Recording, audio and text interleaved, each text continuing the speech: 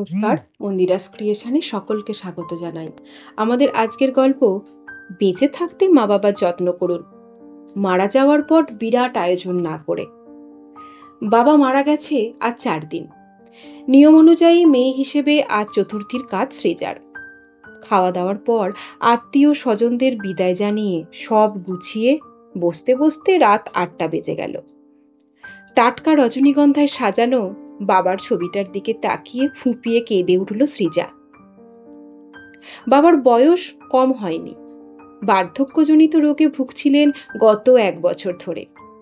শুনতে খারাপ লাগলেও এটাই সত্যি যে চলে গিয়ে বেঁচে গিয়েছেন মানুষটা। তবে বাবা তো, বুকের ভিতরটা চিনচিন করে ওঠে সৃজার। আচ্ছা, দাদারও এমন মনে হচ্ছে নাকি?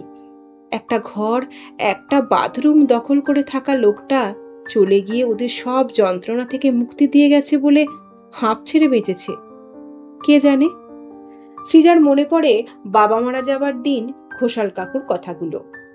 রবিবার বাবাকে শ্মশানে নিয়ে যাবার পর বাড়ি যখন প্রায়ই ফাঁকা ফাঁকা, তখন ঘোষাল কাকু সৃজাকে বলেছিলেন, শেষ কটা দিন বাবাকে নিজের কাছে নিয়ে গেলেই ভালো করতিস মা।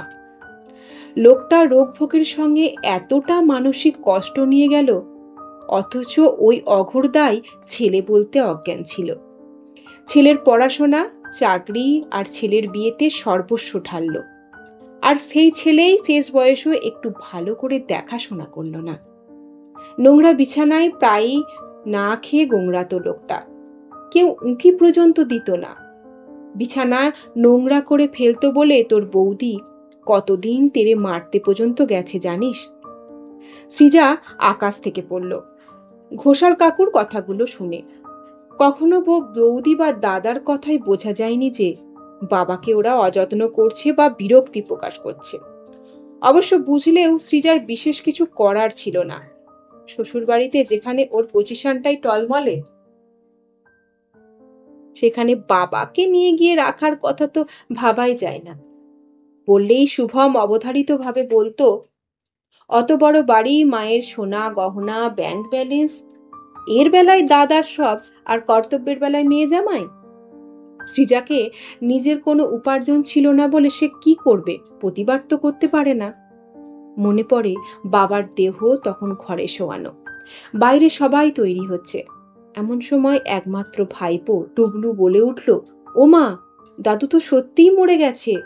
আগে তো কতবার মনে হয়েছিল বাঁচবে না বাঁচবে না, ঠিক বেঁচে গিয়েছিল।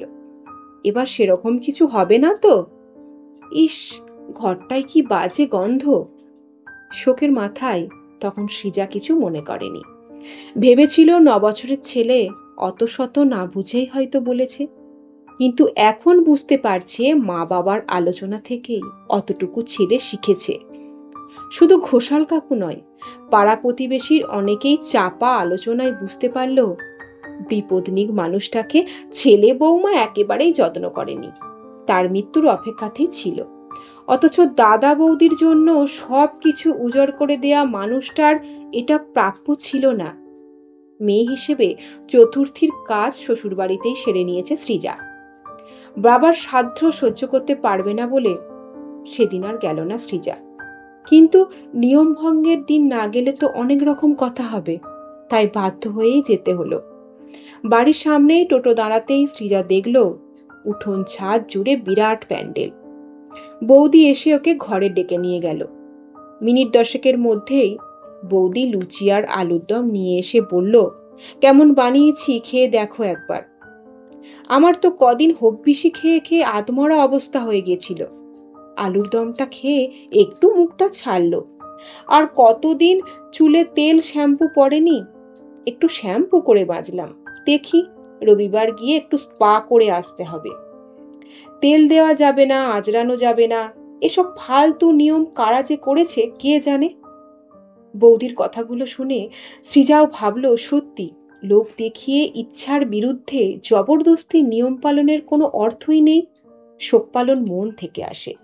অনিচ্ছা বা বিরক্তি নিয়ে কোনো মানুষকে শ্রদ্ধা জানানো যায় না, যে নিয়মের কোনো মানে হয় না।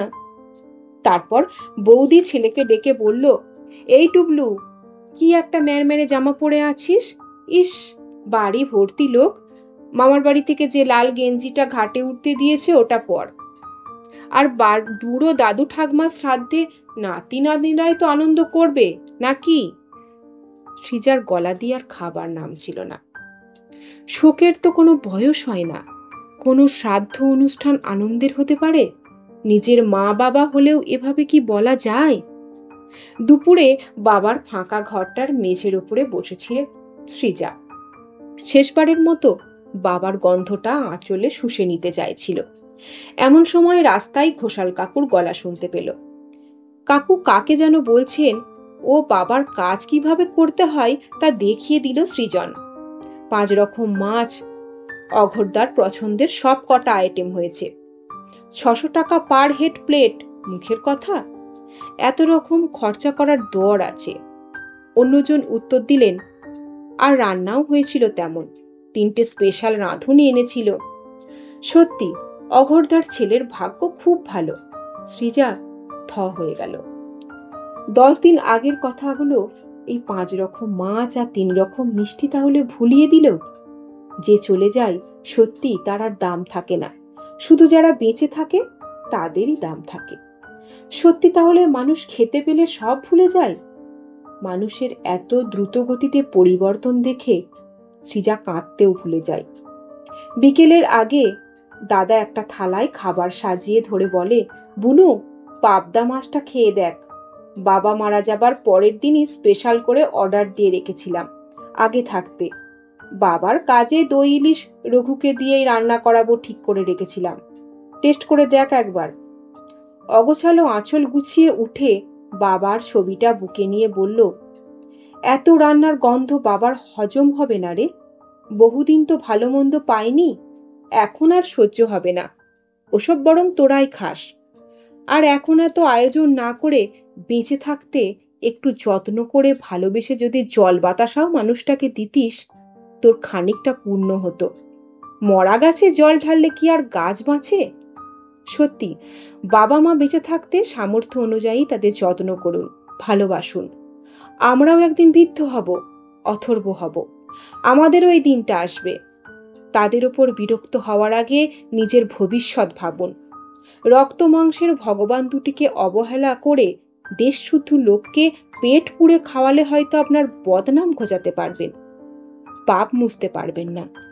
যে বাবা মা না খেয়ে সন্তানকে খাইয়ে তৃপ্তি পান, সেই বাবা মাকে বৃদ্ধ বয়সে দুমুঠো খাবারের জন্য চোখের জল ফেলতে হয় কেন? ভাই বোনের মধ্যে বাবা মা ভাগের হয়ে যায়। বাবা মা তো সব সন্তানকেই সমান আদর যত্ন দিয়ে বড় করেন। পৃথিবী চেনালেন যে দুটো মানুষ, এই দুটো মানুষের ভার বেশি মনে হয় কেন সন্তানদের কাছে? নিজেরাও তো সন্তানের বাবা মা, ভেবে দেখবেন। এমন দিন ভবিষ্যতে আপনার ঘরেও ঘুরে আসবে না তো?